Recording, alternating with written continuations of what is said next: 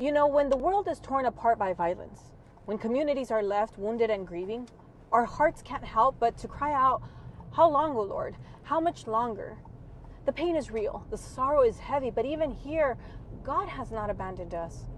And Mary, the mother of sorrows, she knows this pain. She stood at the foot of the cross watching hatred strike her son, watching innocence condemned, and feeling the sword pierce her own heart.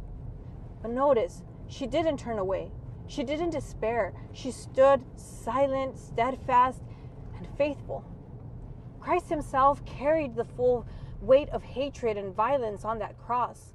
He was pierced by sin, mocked by the crowd, abandoned by his friends, but his story didn't end there, and neither does ours. The wounds are real. We can't erase them. But like Mary, we can choose how we live after them. We can choose forgiveness instead of vengeance. We can choose solidarity instead of division. We can choose to defend the dignity of life in a world that so often forgets. Evil wants us to despair, but the resurrection and Mary's Immaculate Heart calls us to rise. It's not about pretending the hurt isn't there. It's about carrying it with faith and letting God transform sorrow into strength.